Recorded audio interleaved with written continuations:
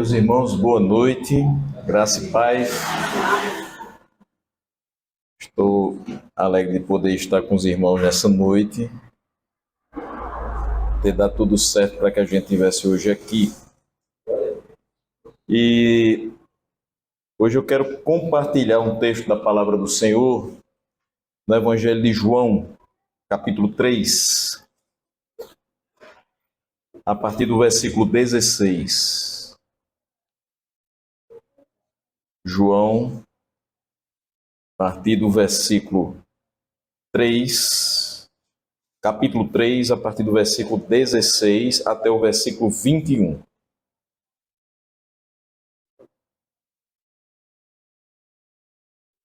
E eu peço que quando você encontrar esse texto, se coloque de pé para que a gente possa ler a palavra do Senhor, esses versículos, e meditar neles.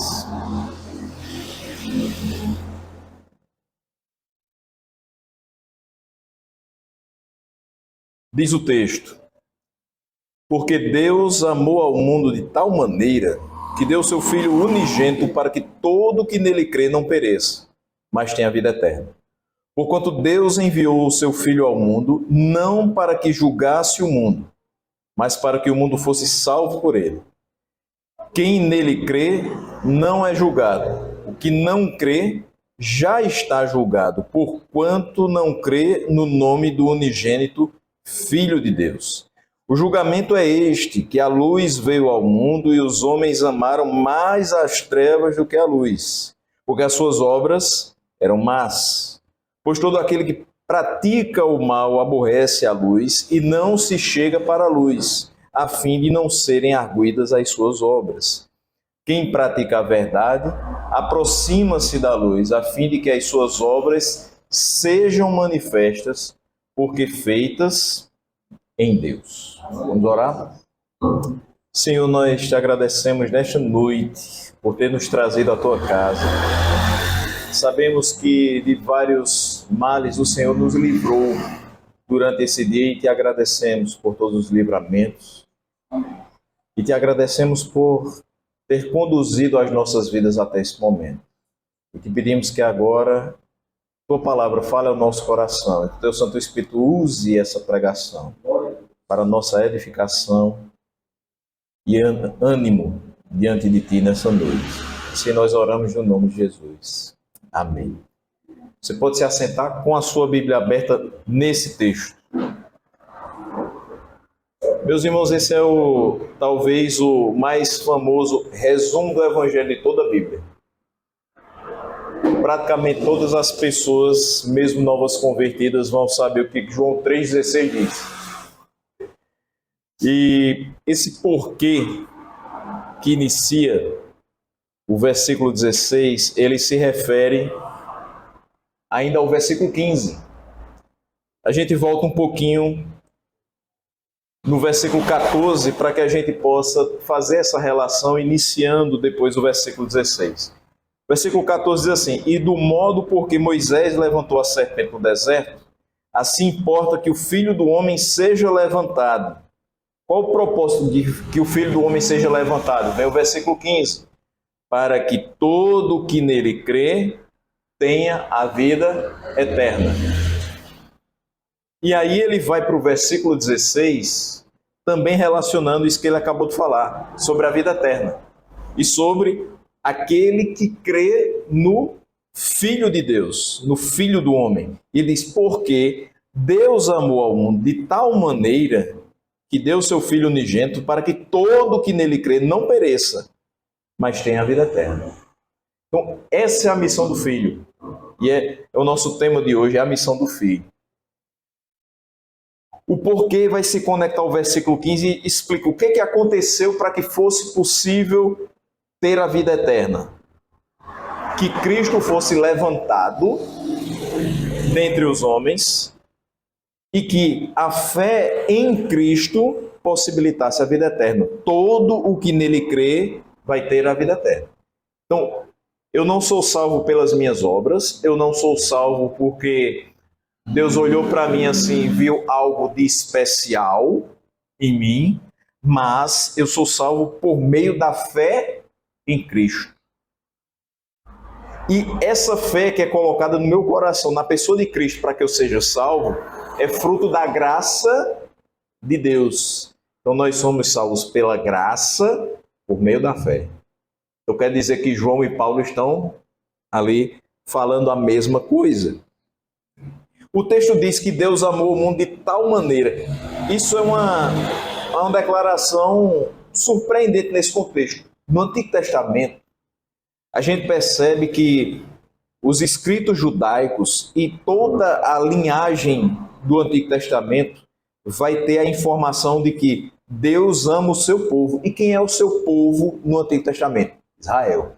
Então, na cabeça de muita gente, até aqui, até esse contexto dos evangelistas, Deus ama o seu povo escolhido, o povo de Israel, aquele povo que se desviou 200 mil vezes, que Deus levantou profetas dizendo assim, se arrependam e voltem para mim, e o povo foi liberto novamente, mas esse povo caía, e ficou esse círculo vicioso de pecado, arrependimento, confissão, libertação e bênção. Só que aqui ele diz que Deus amou o mundo de tal maneira. Veja, aqui eu não posso interpretar o mundo como todas as pessoas indistintamente. Porque esse amor aqui que ele está falando é o amor para a salvação. Todo esse texto está falando de Deus amar o mundo e enviar seu Filho para os que nele crerem serem salvos. Ou seja, é um amor especial. Por quê? É um amor que traz para nós também a revelação especial. A gente sabe que tudo isso que está aí no mundo fala a respeito de Deus. Mas o conhecimento disso que está no mundo não traz para nós a salvação. Apenas o conhecimento de Cristo. E o conhecimento de Cristo está na palavra. Então, veja, a partir de Cristo temos a palavra e o conhecimento real do que nós precisamos fazer para ser salvos. O que nós precisamos fazer? Crer. Não é esforço, não depende de quem quer, não depende de quem corre, depende apenas de Deus usar a sua misericórdia, salvando graciosamente e colocando fé no nosso coração. Nada vem de nós, até a fé que nós temos nele, vem dele. É presente. Se dependesse de nós, provavelmente a história que nos foi contada não fizesse muito sentido.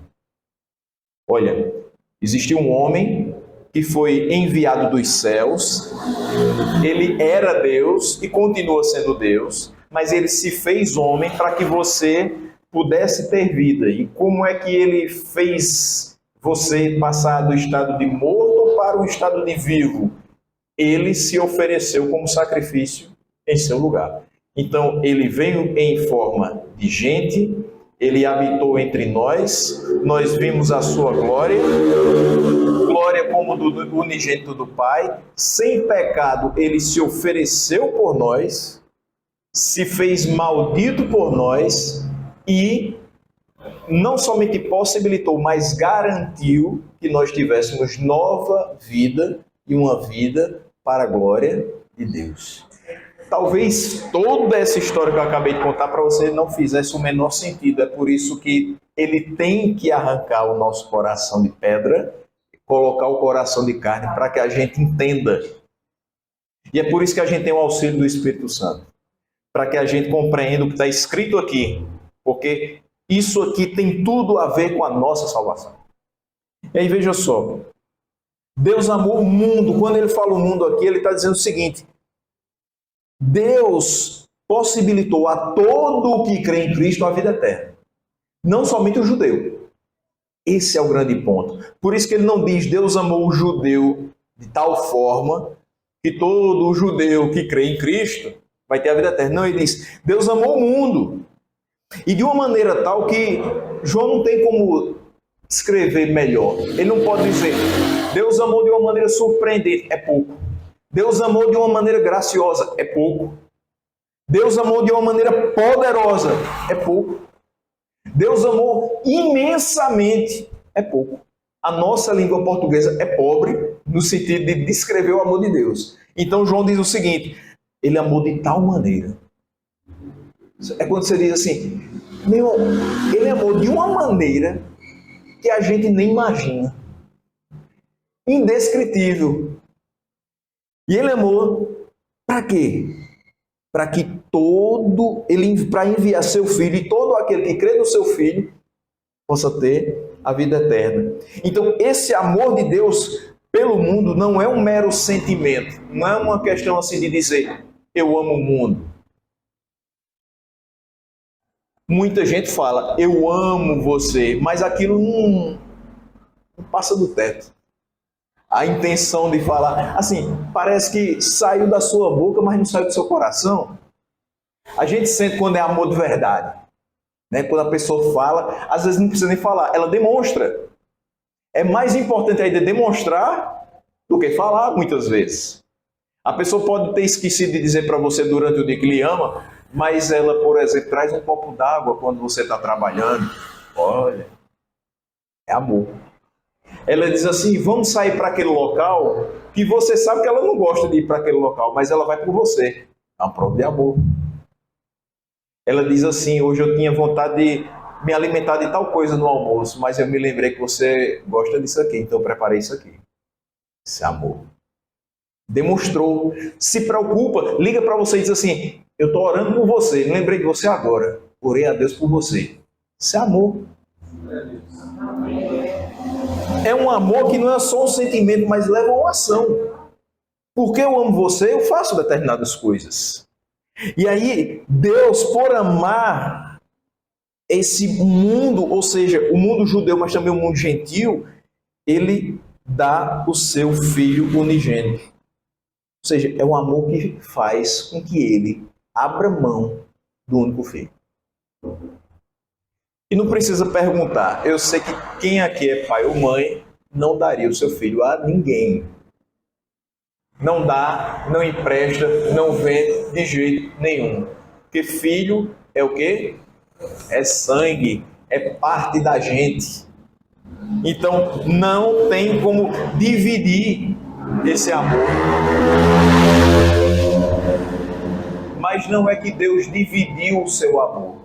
Ele nos amou como filhos. E como nós somos seus filhos, ele também deu o seu filho. E o seu filho se tornou primogênito entre muitos irmãos. Então veja, o propósito de dar o filho era para fazer com que esse grande dom divino da vida eterna estivesse disponível a todo o que nele crê, em Cristo. Quando ele fala para que ele não pereça, significa não morrer eternamente. O pessoal tem dois caminhos, não dá para a gente suavizar o evangelho.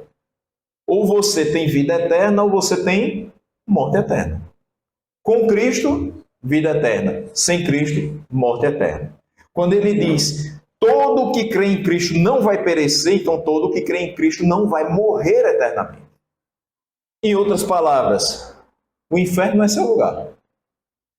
Mas ele diz, em contraste, vai ter a vida eterna, ou seja, uma vida de alegria e bênçãos na presença de Deus para sempre. Então é melhor estar com Cristo. É infinitamente melhor estar com Cristo. Versículo 17, o que é que ele traz? Porquanto Deus enviou o seu Filho ao mundo, não para que julgasse o mundo, mas para que o mundo fosse salvo por ele. Ele vai vir, sim, como juiz, na segunda vinda. Aí vai vir como juiz. Mas antes ele veio, a sua primeira vinda foi para salvar, foi para se sacrificar. Então, aqui está o objetivo de Deus ao enviar o seu Filho ao mundo, para que o mundo fosse salvo por ele. Ele veio ao mundo tendo a salvação como objetivo. A salvação estava nas suas mãos. Então, a oferta mencionada anteriormente no versículo 16 é verdadeira. De fato, quem crê em Cristo tem a vida eterna. Por quê? Porque foi com essa missão que Cristo veio. De se sacrificar e dar a vida eterna àquele que crê no seu nome. Então, uma primeira questão que a gente pode ver aqui no versículo 17 é que ele não veio para condenar o mundo, Ele poderia vir para condenar o mundo? Sim. Todas as pessoas que estavam no mundo, sejam judeus ou não, eram pecadoras, correto? Essas pessoas que eram pecadoras mereciam o quê? A punição do seu pecado. Se eu mereço a punição do meu pecado, provavelmente esse pecado me levará à morte eterna. Se eu não me arrependo dele, se eu não faço questão de ser uma pessoa diferente, se eu não tento melhorar, se eu não tento me afastar desses pecados, se eu me acostumo com esses pecados, então o que me espera é a condenação. Então, se ele viesse com plenos poderes, e ele tinha, para realizar o julgamento, estava tudo certo. Só que o Pai não o envia inicialmente para julgamento, para condenação, para incriminação, mas ele nos coloca em um novo julgamento diante do trono da graça. Agora, quando Deus olha para as nossas ações, nós estamos escondidos sob os méritos de Cristo, na cruz de Cristo. Então, a cruz de Cristo faz com que isso seja possível. Ele não venha para condenar, mas para salvar. E ele veio para que o mundo fosse salvo por ele. Ou seja, ele é a porta aberta para a salvação. Se eu passar por essa porta, eu serei salvo. A porta não é física, a porta é uma pessoa, a porta é Cristo. E ele desejava que aquele que passasse por ela estivesse reconciliado com Deus através dele. Então Deus estava em Cristo reconciliando consigo o mundo, ou seja, salvando. Essa é a missão do Filho, vir para que todo que nele crê não pereça, mas tenha vida eterna, não vindo como juiz, mas vindo como Salvador. Mas agora, a partir do versículo 18, a gente vai perceber que João faz um contraste entre aquele que crê e aquele que não crê. Aquele que não será julgado e aquele que já está julgado. Isso é muito interessante. Veja, ele começa no versículo 18 dizendo: quem nele crê não é julgado. Leia-se, não é condenado. Só que ele continua no versículo 18 dizendo: o que não crê já está julgado, já está condenado. Por quê? Porque ele não crê no nome do unigênito Filho de Deus. Ora, se a possibilidade de ter a vida eterna é apenas crendo no nome do Filho de Deus, se eu não creio no nome do Filho de Deus, obviamente eu não posso ter a vida eterna. É essa a questão que João apresenta. E aí veja como é grande o pecado dos descrentes. Porque eles não estão simplesmente deixando de crer em Cristo. Eles estão desprezando a única pessoa que pode salvá-los. É a única solução para a vida deles. Mas eles não creem no nome do unigênito Filho de Deus. O único que é infinitamente fiel, que merece que creiam nele, e que é infinitamente bom, ou seja, merece ser aceito. Mas ele foi rejeitado por muitos. Ele veio para os que eram seus, mas os seus não receberam. Mas a todos quantos o receberam, foi-lhes dado o poder de serem feitos filhos de Deus. Então quem recebe é filho de Deus. Quem não recebe não é filho de Deus. Daí a gente tem aquela questão de que muita gente fala: esse final de semana eu vou viajar, porque eu também sou filho de Deus. Você é filho de Deus? Tem certeza? Todos são criaturas. Todos são fruto da mesma criação, do mesmo Criador, fruto da mesma mão. Mas nem todos creram no nome do unigênito Filho de Deus. Só esses foi-lhes dado o poder de serem chamados filhos de Deus. Como é grande a infelicidade do descrente. Por quê? Porque ele já está condenado. É o que a palavra está dizendo. Se ele não crê, ele já está julgado, já está condenado. Por quê? Porque essa condenação é garantida. Deus não fala uma coisa para depois voltar atrás. Então, se ele diz que irá acontecer essa condenação, irá de verdade. Segundo, é uma condenação imediata. Ele não está dizendo que vai ser condenado. Ele diz que já está, é hoje, é agora, é o presente. Terceiro, é uma condenação fundamentada na sua culpa anterior. Todos mereciam morrer. Todos são pecadores. Então, a base da condenação é tudo que você fez antes. Mas qual a diferença, então, para os outros que não estão condenados? É que eles são justificados em Cristo. Essa é a grande diferença. Eu não posso chegar para ninguém e dizer assim, eu sou melhor que você. Isso é absurdo. Eu não sou melhor que ninguém. Mas eu posso dizer o seguinte, eu sou tão pecador quanto você, só que eu creio em Cristo. Aí ele vai dizer, sim, qual a diferença? A diferença é que eu tenho a justificação e você não. É isso. Eu fui tornado justo pelo sacrifício de Cristo, pelo sangue dele que lavou dos pecados. E você ainda não. Então isso se torna uma infelicidade para os descrentes. Veja, ele fala também, nesses versículos, a respeito do destino daqueles que não desejam conhecer Jesus. O versículo 19 diz, o julgamento é este, que a luz veio ao mundo, e os homens amaram mais as trevas do que a luz, porque as suas obras eram más. Ele está dizendo aqui, tem muita gente com curiosidade a respeito da palavra de Deus. E isso é uma coisa boa. Tem muita gente que diz assim, você pode me falar um pouco mais de Deus e tudo? Porque você fala tanto em Deus, quando a gente dá bom dia para você, você diz bom dia. Quando a gente pergunta como é que você está, você diz, estou bem, graças a Deus. Por que você bota Deus em tudo? Por quê? Porque eu sei que Deus está em tudo mesmo na minha vida. Aí a pessoa vai tendo aquela curiosidade sobre Cristo, a doutrina, só que ela tem preconceitos contra Cristo. Ele diz assim, como é que uma pessoa dessa, que eu disse que é tão boa, que salva um bocado de gente, mas ele também condena? Veja o que a gente viu. Quem já está condenado é quem pecou e não se arrependeu, e não creu em Cristo.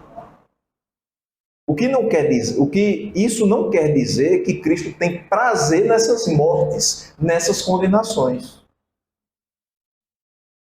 Mas é o fruto daquilo que se praticou e daquilo que não se abriu o coração para receber essa misericórdia do Senhor. Então tem muita gente que escuta falar de Deus, mas não quer compromisso com Ele. A realidade é essa. A maioria passa a sua vida toda descuidada, ignorante, e não deseja conhecer a Deus profundamente. Então, o Evangelho é luz. Quando o Evangelho veio, a luz veio ao mundo. E o que a luz faz? Coloca em evidência tudo que está ali, naquele ambiente. Quando a luz bate na nossa vida, ela deixa nítido, transparece todas as nossas obras. A luz é descoberta e verdadeiramente ela alegra o coração daquele que não tem problema nenhum em mostrar as suas obras. Nós sabemos que somos pecadores. Nós sabemos que somos falhos. Quais são as obras que vão nos salvar? Nenhuma das nossas mãos, não. Mas quando eu olho para a obra de Cristo, isso aqui é o que me salva. A obra redentora de Cristo. Então, quando esse evangelho veio ao mundo, quando ele iluminou a minha vida, eu percebi que eu sou pecador e que eu dependo dele. E dependendo dele, eu corro para os pés dele. Eu me arrependo dos meus pecados, eu recebo o perdão desses pecados e eu tenho uma nova vida, uma vida de fato, de uma nova criatura. A loucura da maioria dos homens é o fato de que eles amam mais as trevas do que a luz. Por quê? Porque enquanto eu estou nas trevas, ninguém está vendo o que eu estou fazendo. As trevas não mostram as más obras dos homens. Então eles odeiam a luz porque a luz mostra aquilo que se faz. Eu faço alguma coisa errada, eu vou me esconder onde? Onde está escuro. Onde ninguém vai poder me ver. Eu não vou ficar aqui debaixo da luz. Todo mundo vai me ver e vai dizer, você fez errado. Se eu não quero ser pego, eu me mantenho nas trevas. Se eu quero me mudar, se eu quero ser transformado, se eu quero ter uma nova vida, eu tenho que ir para a luz. Eu tenho que ir para Cristo. A verdadeira razão, então, pela qual os homens amam mais as trevas do que a luz, é porque as suas obras são más. Diz o final do versículo 19. E a condenação é essa. É o que destrói as almas. Que eles fecham os olhos para a luz. Não desejam um relacionamento com Cristo. Nem querem viver o Evangelho. É a coisa mais fácil do mundo. É você permanecer como você está.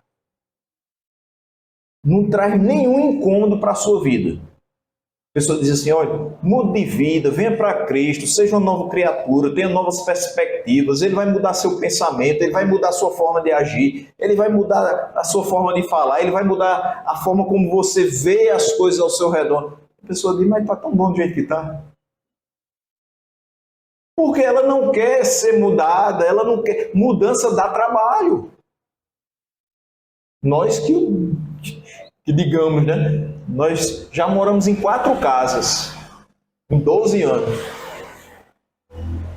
Acho que um dia desse eu disse assim, a casa que a gente está morando agora há 4 anos, é a primeira casa que a gente passa 4 anos ininterruptos. Porque quando dava menos de 3 anos, a gente se mudava. Quer dizer, e mudança dá trabalho. Fazer mudança é, olhe, terrível.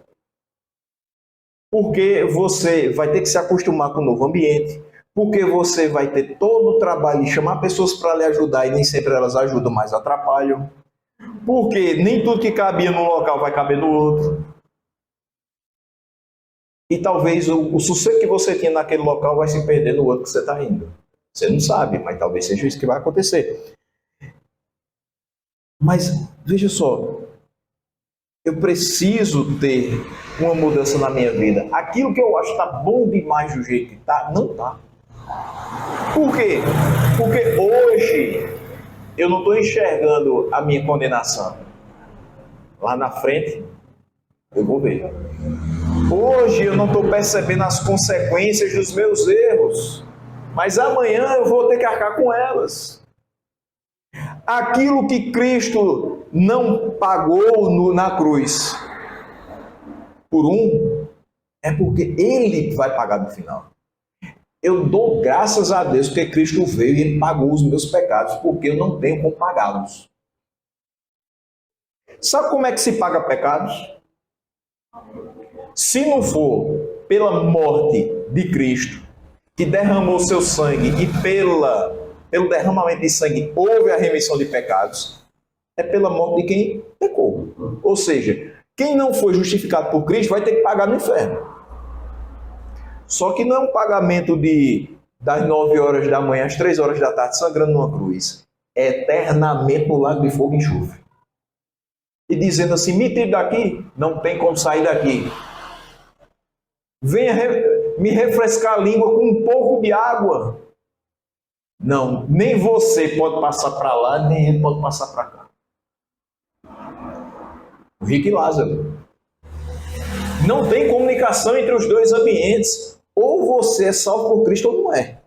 Ou você vai ser beneficiado por essa graça, por essa misericórdia, ou não vai. Vai ter que pagar tudo que fez. Não é estranho que todos os que fazem mal decidem persistir nele e odeiem a luz do Evangelho, porque é comum observar que todo aquele que faz o mal aborrece a luz. É isso que vem no versículo 20. Todo aquele que pratica o mal aborrece a luz e não se chega para a luz, a fim de que não sejam arguidas, mostradas a fim de que não sejam confrontadas as suas obras. Se você acha que está tudo bem, você não quer que ninguém venha reclamar. Você não quer que ninguém venha argumentar com você e dizer assim, você precisa mudar isso. Você precisa se arrepender desse pecado, você precisa deixar essa vida. Se ele acha que está tudo bem, está tudo bem. Só que enquanto ele não se dobra diante do Senhor, ele vai se aproximando cada vez mais das trevas e se distanciando da luz. A luz sacode os ímpios. E dessa maneira o evangelho é um terror para o mundo ímpio. Por quê? Porque eles não veem essa luz, eles se afastam tanto quanto podem. Porque eles sabem que as suas obras serão reprovadas. A luz do evangelho é enviada ao mundo para reprovar as más obras dos pecadores, para torná-las manifestas. É isso que diz Efésios 5,13. E é por esse motivo que os malfeitores odeiam a luz do evangelho. Ninguém quer ser colocado como o grande pecador. Ninguém quer ser colocado como o malfeitor. Ninguém quer ser colocado como o transgressor. Todo mundo quer ser elogiado, aplaudido, louvado. Mas se você não tem boas obras, como é que a gente vai poder louvar as suas obras? E é interessante que aquele que está em Cristo não quer ser louvado pelas suas obras, porque sabe quem produz essas boas obras. Se há alguma coisa de bom em mim, é porque Cristo fez. Tudo que eu faço de bom é Ele fazendo através de mim. Eu sou apenas um instrumento. Ou seja, aquele que está em Cristo não dá a glória dele a ninguém. Ele reconhece que toda a glória pela salvação, pela santificação, se deve a Ele. Por outro lado, os corações justos, que são aceitos por Deus na sua integridade, recebem essa luz. Veja comigo o versículo 21. Quem pratica a verdade aproxima-se da luz, a fim de que as suas obras sejam manifestas. Por que eu quero que minhas obras sejam manifestas? Por que eu me aproximo da luz? Porque essas obras são feitas em Deus. Então veja, aqui nós temos o caráter de um homem bom, de alguém que de fato nasceu de novo, é alguém que pratica a verdade, que se aproxima da luz e que não tem problema nenhum que suas obras sejam manifestas, porque ele tem a certeza, todas as minhas obras, por trás delas tem a mão de Deus. Então o caráter desse homem bom é o que pratica a verdade, ou seja, age de modo verdadeiro e sincero em tudo o que faz. E como a gente tem tido dificuldade com isso? Nem todas as pessoas do mundo são sinceras conosco. É mais fácil dizer assim, nossa, como hoje você está bonito, mesmo sabendo que a roupa não está tão boa. Mas para não desagradar a pessoa, vai lá e diz isso. É mais fácil dizer assim, faça aquilo que seu coração se sentir à vontade, do que dizer, faça aquilo que glorifica a Deus. É mais fácil dizer, ouça a voz do seu coração, que sempre vai dizer sim, inclusive para o pecado, do que dizer, ouça a voz de Cristo através das Escrituras, que muitas vezes vai dizer, não, não faça, não siga, pare, repense, reveja seus conceitos. Mas a gente precisa ser verdadeiro e precisa ser sincero em tudo que a gente faz. Se eu louvo a Deus, precisa ser com um coração sincero. Se eu aconselho o meu amigo, precisa ser com um coração sincero. Se eu busco viver a palavra de Deus e me aproximar da luz, isso precisa ser com um coração sincero, aberto, verdadeiro, querendo de fato que Ele tome conta da minha vida. Sem reservas. É aquele que vem para a luz, ele está pronto para receber e aceitar a revelação divina, até onde ela parecer a ele, qualquer que seja o desconforto que ela possa lhe trazer. É desconfortável ser crente? É. Eu não vou dizer para você que a coisa mais fácil do mundo é ser crente. Não é. Começa pela sua própria consciência. Você fica sendo acusado o tempo todo. Ah, agora você é crente, né? Lembra do que tu fez? Aí a pessoa fica, eita, é mesmo, né? Rapaz, eu já pintei o 7, desenhei o 8, bordei o 9 e agora eu estou dizendo para todo mundo que eu sou crente. Será que as pessoas vão aceitar isso? E o inimigo das nossas almas fica aproveitando justamente essa nossa fragilidade para dizer assim, você não presta. Você não é digno. Você está em pecado ainda. Você acha que você é o bonzão, né? É verdade. Eu vou colocar uma tentaçãozinha desse tamanho aqui, eu sei que você vai cair. O velho homem ainda está aí dentro. E a gente sabe que a natureza pecaminosa ainda está aqui. Mas a gente também sabe que mesmo a carne sendo fraca, o espírito tem que estar forte. E a gente tem que resistir ao diabo para que ele fuja de nós. Se eu quero que de fato ele esteja longe de mim, eu não posso viver nas trevas, eu tenho que me aproximar sempre da luz. Porque tanto as minhas obras vão ser mostradas quanto as dele. E aí eu vou dizer, isso aqui não vem de Deus não. E eu me afasto. E eu fujo daquilo ali também. É fato que vai trazer um desconforto para a gente, que mudança traz desconforto. E muitas vezes essa mudança vai provocar rupturas. Rupturas com a família, rupturas com a sociedade, ruptura com os amigos, com gente do trabalho. Dificilmente alguém na sexta-feira vai me chamar para alguma coisa, para o happy hour. Vamos ali, meu irmão, tomar uma com a gente? Não vai, porque sabe que você não vai. Você tem mais o que fazer. Você tem uma família para tomar conta em casa. Você tem um Deus para honrar. Seu dinheiro não serve para isso. Você não vai mais perder dinheiro comprando um maço de cigarro, comprando uma grade de cerveja. Então, tudo que você vai economizar se livrando desses vícios vai ser para dentro da sua casa. Por isso tem gente que diz assim, é só virar crente que fica rico. É não. É que você economiza mesmo. Você deixa de gastar com o que não prestava para gastar com o que alimenta, com o que agrega, um lazer com a família. Imagina só.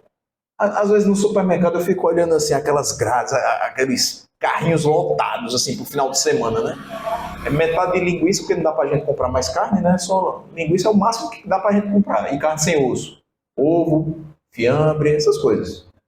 E aí é só isso e a bebida. Eu fico olhando assim, meu Deus do céu, porque eu saio de casa com, às vezes com R$ 100 e volto com 50 centavos. E olha, às vezes tem que completar alguma coisa, né? E você fica, meu Deus, o que foi que eu... O básico. Só que aquele básico, para mim, é extremamente valioso. Por quê? Porque com aquilo eu vou viver a semana. Com uma dificuldadezinha, com um ajustezinho aqui ou outro e tal, né? Pedindo a Deus que multiplique, mas vai dar certo. Por quê? Porque foi Ele que me deu aquilo ali. Então, o pouco com Deus é muito. Mas eu podia ganhar 1.000 e sair com aqueles 1.000 do bolso e comprar tudo de carne e cerveja, qualquer outra bebida. Se acabaria no mesmo final de semana, eu não ia só me alimentar, eu ia ter que alimentar um bocado de parasita que ia estar junto de mim, porque eu tenho dinheiro e eu tenho condição de oferecer aquilo. Só que no momento que eu disser assim, entreguei minha vida a Deus, acabou-se esse negócio de final de semana cheio de bebida. O churrasco agora é para minha família. E para quem quiser ficar comigo do jeito que eu sou agora. Eita, cada gente vai correr, né? Os verdadeiros amigos, talvez, olhem para você e digam assim, quer dizer, aqueles amigos vão dizer assim, eu acho que não é muito bom andar mais com ele não, porque ele está diferente. Mas os verdadeiros amigos vão dizer o seguinte, ele está diferente. E graças a Deus que ele está diferente, a gente não aguentava mais. É isso. Tem desconforto que vai trazer, mas que você vai perceber, foi a melhor coisa que aconteceu. Olha, muita gente vai ficar estranho com você. Fique tranquilo. Só vai ficar na sua vida quem Deus permitir. Quem trouxer bênção para a sua vida, quem fizer você crescer e aproximar Ele, vai aproximar você de Deus. E aqui está o caráter de uma boa obra. As nossas obras, então, são boas e vão resistir ao teste da luz. Por quê? Quando a vontade de Deus for aquilo que as governar. Quando a glória de Deus for a finalidade dessas obras. Pessoal, quando tudo que eu fizer for buscar a vontade de Deus, pode jogar luz em cima da minha obra. Não tem problema nenhum. Essas obras serão aprovadas. Quando elas forem produzidas com a finalidade de glorificar a Deus, continue jogando luz. Tudo que a gente faz para a glória de Deus é positivo. Quando elas forem realizadas no poder de Deus, ou seja, é Ele mesmo que está me impulsionando para aquilo, está correto. Tudo aquilo que eu fizer, a partir do momento que eu me entregar para Ele, vai ser por Ele e para Ele. Por quê?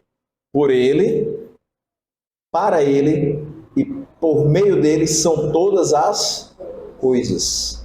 Ele é a fonte, Ele é o meio e Ele é o fim de todas as coisas. Não os homens. Eu não devo viver para agradar ninguém, se não agradar a Cristo. Se eu tiver que agradar alguém, que o primeiro a se agradar seja Ele, da vida que Ele me fez ter na presença dEle. A missão do Filho foi essa, foi vir, para que a gente tivesse uma vida diferente. E que essa vida pudesse ser colocada à luz e fosse aprovada por Deus. Vai ser reprovada pelos homens, provavelmente. Mas o que interessa é que a gente termine a caminhada que foi proposta para cada um de nós, sendo aprovados por Ele. Todo aquele que crê no nome do unigênito Filho de Deus não vai perecer. Não vai enfrentar a morte eterna, mas tem a vida eterna. Nós, a essa vida, aguardamos. Enquanto não chegar esse tempo, Deus continua cuidando de nós, nos conduzindo, tendo ao nosso Senhor Jesus Cristo como nosso intercessor e o Espírito Santo como aquele que nos alerta, caminha junto conosco e nos ajuda nesse processo de santificação. Porque sem santificação, ninguém verá a Deus. Eu sei que você quer ver a Deus, como eu também quero. Então sigamos a paz com todos e a santificação. E creiamos no nome do Filho de Deus. Teremos com toda a certeza vida eterna. Melhor vida que você pode ter é a vida com Cristo. Se você ainda não se entregou para Ele, faça isso. Se você já se entregou para Ele, só aproveite. Só aproveite, seja feliz. Ser feliz não é escutar a voz do coração, é escutar a voz de Deus. Amém?